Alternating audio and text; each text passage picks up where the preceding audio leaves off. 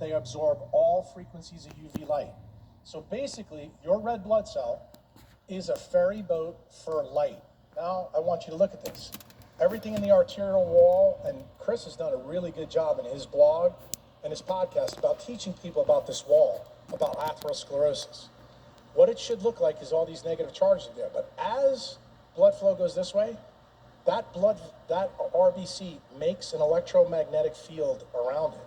That electromagnetic field is designed to interact with these negative charges. What happens to be up there? Nitric oxide. Nitric oxide is released and the vessel gets bigger. We have one of my good friends, Josh, who's a sleep specialist. We talk about laminar flow, right, Josh? What happens when you have a negative charge here and a negative charge on the surface of the red blood cell? Two repel.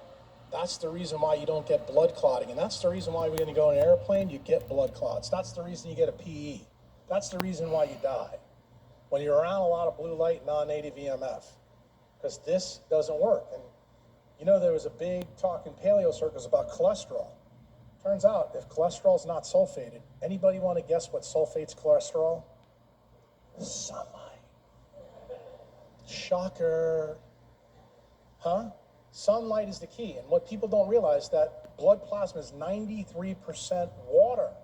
This is the infrared A detector in your body, along with this one. Although hemoglobin has a sharp cutoff at 600, it's not the main one. This is really the UV collector. But blood is the big thing in terms of burying energy in it to ferry to each part of our body in different ways. Now, here's one of the key things. This is a picture.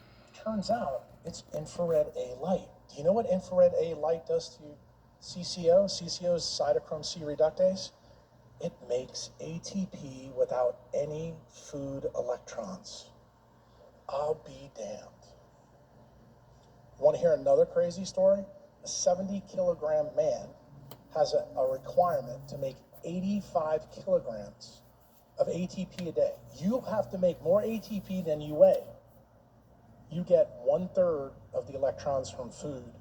You get 2/3 from sunlight. Okay, stop. What did I tell you before? Sunlight's how much infrared A? 42%. So let me ask you a question. I don't see anybody naked in this room. So could it be that you have to eat more to offset your lack of sunlight? Could that be the reason that maybe people are getting fat? Because we have dermatologists and people wearing clothes all the time and never go out in the sun. These are all the ideas that were coming up in my head. And you can see them right here. This is the key. And when I started putting all this together, I came up with the very inconvenient truth from my medical training that we have made a huge mistake in obesity. It really does start in the eye, and here's the picture that proves it.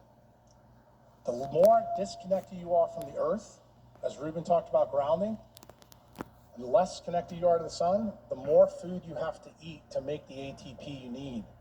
Turns out, the more connected you are, you turn out to be this guy. Now, let me be clear. There's no food in front of them. Do eukaryotes, humans who have huge mitochondrial capacity in their heart and their brain, need to eat? The answer is yes. So I'm not pounding on you food guys too bad. There's still a need for food, and it's important.